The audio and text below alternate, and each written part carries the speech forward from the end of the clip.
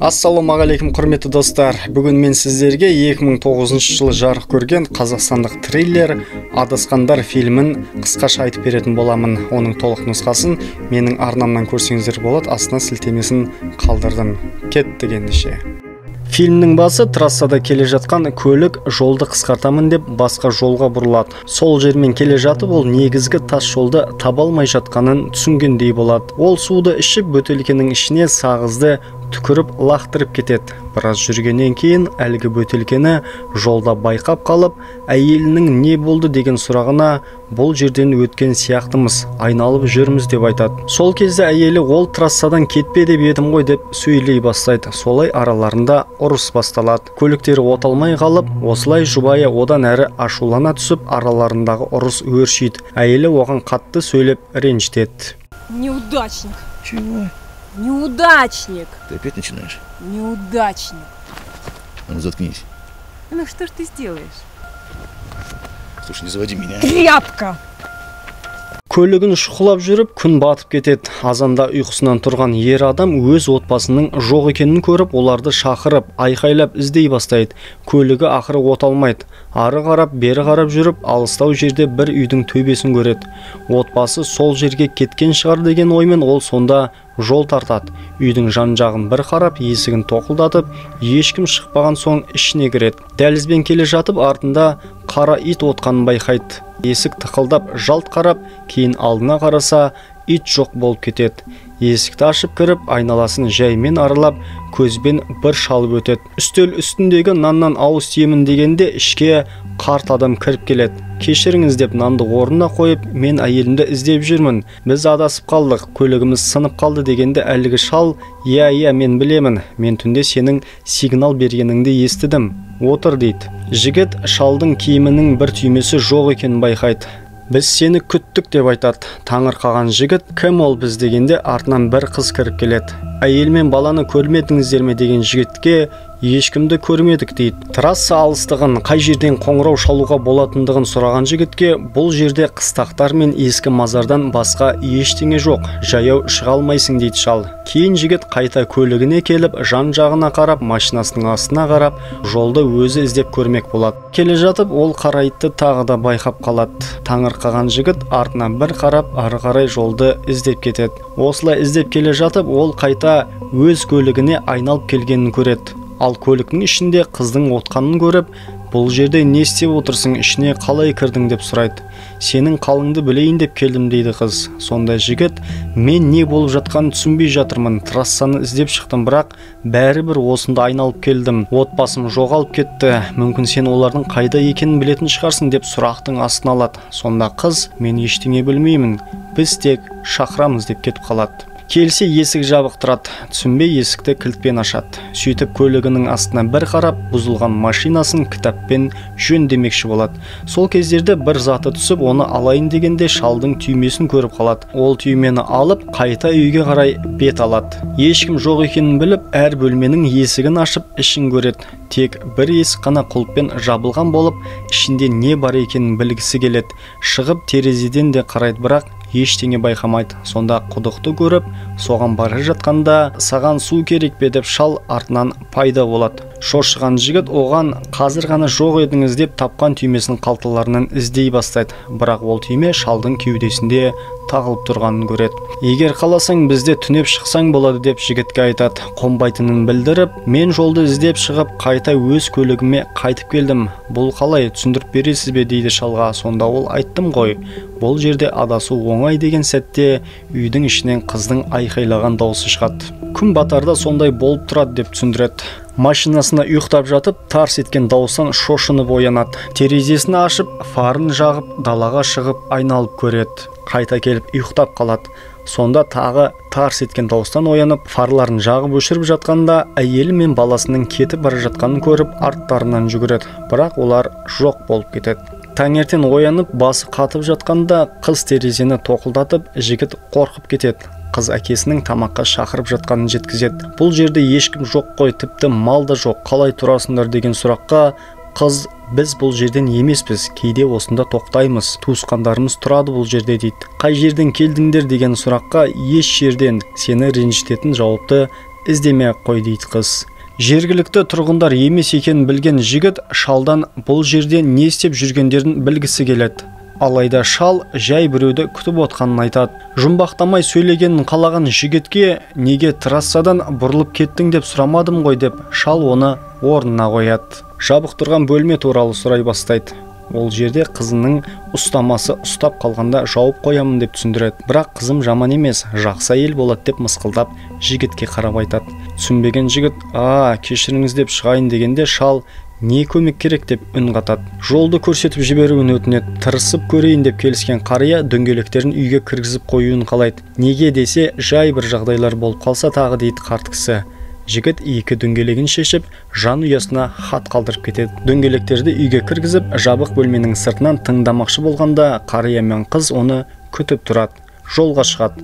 Егер жолды тапса, ертең машинасын алып кететінін, жақсы ақша төлейтінін айтады. Шал әйелмен баласы туралы сұрағанда, әйелмен ұрсып қалып, таңға жуық олар кетіп қалды. Жолай көлікке отырып, үйге кеткен шығар деп ойлайды. Осылай ұзақ жүріп келіп, шал оны осында бұрын трасса болған деп бір жар тасқа алып келеді. Бұған ашуланған жігіт шалға өз наразылығын білдіреді. Жолды таппай, шаршап шалдығып көлігіне жетеді. Суын ішіп, хаттың жоғалғанын көреді. Әрі-бері іздеп таппаған соң үйге қарай келеді. Олар осында ма деп әр бөлмені ашып көреді. Олар келді деп неге ойладың десе, хат қалдырған және оның жоқ екенін айтады. Ол хатты не олар, не сендер алдыңдар деп шалға айтады.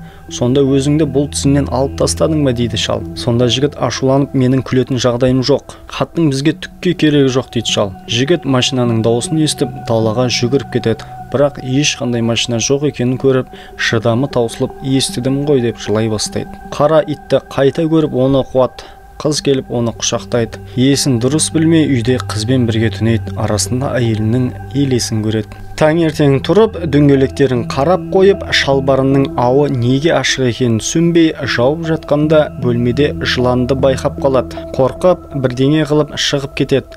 Жабық бөлмеден тықырлаған дауысты естіп, тесіктен қарап, біреудің жүгіріп кеткенін көріп, баласы деп ойлап есікті бұзбақшы болады. Ашалмаған соң көлігінен күректі әкеліп, құлыпты бұзып ашады. Балам, бұл мен, қорықпа деп баласын шақыра бастайды. Бөлмедегі шкафтың есіктерін ашып көреді. Біреуінен әйелінің киімін табады. Сағана киімін иіскей бастайды. Сөмкесін ақтара бастағанда үйдің төбесінде біреу жүгіргеннің дауысын естиді.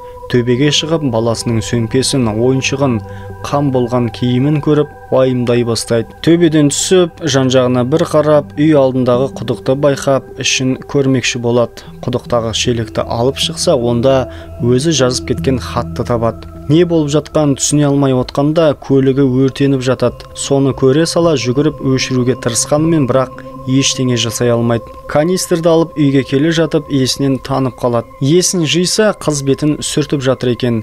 Кету керекпін десе, қыз қал, әрдайым бірге боламыз деп алып қалмақшы болады. Бірақ жігіт ашуланып, қолын тартуын айтады. Қалып кеткен күрегін алып келіп, қыздан өзінің отбасы туралы сұрай бастайды. Ол сенен кетіп қалды, таба алмайсың дейді қыз. Ашуланып жатқанда әкесі келіп, қызының жауап бермейтінін айтады. Сонда жігіт шалдан жан ұясының қайда екенін, көлігін кім өртегенін сұрайды. Ал қария көлігін тиіспегенін және отбасының қайда екенін сен жақсы білуің керексің деп өзіне сілтейді. Шал бұл тізімнен өзін алып тастағанын айтады.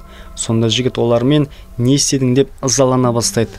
Тынышталуға шақырған шалды жігіт күрекпен ұрып өлтіреді. Сосын қызға барып, отбасым қайда, киімдерді лақтырып, қайдан келгенін сұрай бастайды. Белбеуін шешіп, қыздың қолдарын байлап қояды. Дәлізде қарауылдап отырып, ойыншықпен ойнап жатқанда әйелінің елесі келіп, арт қарап тұрады. Түртейін десе, шал айналып қарайды. Азанда жаурап, дірілдеп оянады. Айналасы шашылған, ыдыстар сынған, шалдың денесі орнында жоқ. Түсінбей шошып, басына келгенде үй таза болатын деп елестетіп, ал қазір бәрі сынып, бұзылып жатыр. Қызға барса, ол да жоқ. Шкафтың қасындағы есік бірінші бөлменің есігі болып шығады. Мүмкін емес деп барлығын аралап шығады.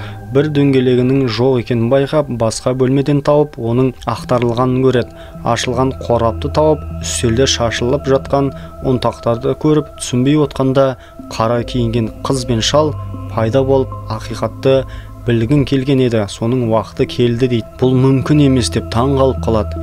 Ненің мүмкін, ненің мүмкін еместігін қайдан білесің дейді қария. Сосын олар оның қиялы емес екенін айтады. Отбасымды көрдіңдер ме деп сұрап едің. Шал жігітке оларды көргенін және қайда екенін білетін жеткізді. Олар алыста, ал денелері осында көмілгенін айтады. Сен өлтірдің ба дегенге жоқ, ол мұндай нәрселерді жасамайтынын, бірақ кім өлтіргенін айтамын дейді. Жігітке сен өлтірдің оларды деп өзіне нұсқайды.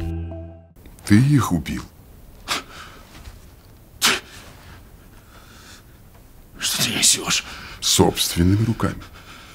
По своей воле. Что ты несешь? Без принуждения. Ты так захотел. Захотел и сделал. Может, это было спонтанно, быстро, все равно. Может, ты не намеревался так поступить. Все равно.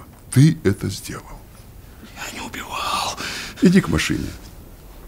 Там ты найдешь доказательства моих слов. Машинаның жанындағы жерді қазып, қолдарды көріп, мен емес деп жылай бастайды. Шал жігітке баланы көміп жатқанда ол әлі тірі еді дейді. Бірақ бұл маңызды емес деп қайырады. Бұл өтірік, мен өлтірмедім деп, сен істедің деп шалды айыптайды. Мен емес деп қария күшін жоғалтпауға шақырады. Сен адастың дейді. Сөйтсе жігіт мафияға қарыз болып, қарызын өтеу үшін есірткіні бір жерге жеткізу керек болады. Ал есірткіні дөңгелегіне тығып қойған. Содан жолда қысқартамын деп трассадан бұрылып кетеді. Барлығы есіне түсе бастап, басындағы ұрыстан кейін ол әйелін ұрып, қалқындырып өлтіреді. Ал көмекке келген баласын итеріп, оның басы тасқа тиіп, есінен танады. Содан оларды көміп тастайды. Шал сені шынайы өмірден қияли өмірге кетуге мәжбүрлеген жоқпын дейді. Осы жерде біз кездесуіміз керек еді. Киімдерді шкафқа салғаны, баласының заттарын лақтырғаны, есірткіні шашып тастағаны барлығы көрсетіле бастайды. Кімсің деген жігітке мен адам емеспін, біз таза оттан жаратылғанбыз, ал сендер топырақтан деп жауап қайтарады. Өздеріне керек кезде пайда болатынын, бірақ кейде адамдарға не істеу керектігін айтатынын, алайда соңғы шешімді адамдардың өзінен екенін жеткізеді шал. Сөйтсе есірткіге бас айналып, шайтандар байланысқа шығып, не істеп қойғанын түсінген ол, мен емес деп өлмекші болғанда шал, ол сені кешіре ма деп аспанға қолын меңзейді. Сонда жігіт аспанға қарайды. Сол кезде бандиттер машинасын байқап қалып, соныкі екенін нөмірінен біліп, үйге қарай бет алады. Үй жақта жындыға айнала бастаған. Мен адастым, кешір мені деп қайта кешірім сұрап жатқан жігітті көріп, тауарды сұрап соққының астына алады. Әрине шайтандар олардың көздеріне көрінбейді. Үйдің ішін аралап, есірткінің қалдықтарын көреді. Бандиттің бірі құдықтың ішінде жатқан тауарды көріп, видеоға түсіріп, бастығына қоңырау шалып, бастығы жігітті өлтіруді тапсырады. Үйге кіргізіп өлтіретін кезде жігіт мен адастым, кешір мені Құдай деп айтқанда, шалдың өз жүзі көрінеді.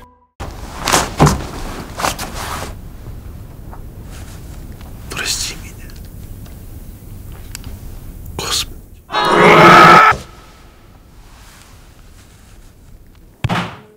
Осылай оны атып үйді өртеп кетеді, ал қызы мен әкесі оттың ішінде жүрген бейнесі көрсетіледі. Осылай адасқандар фильмі аяқталады. Жалпы фильмнің атмосферасын, актерлардың ойынын сезіну үшін толық нұсқасын менің арнамнан көрсеңіздер болады. Сілтемесін астына қалдырдым. Ал киноны көрген болсаңыздар, пікір жаза кетіңіз. Фильм сізге ұнады ма, жоқ па?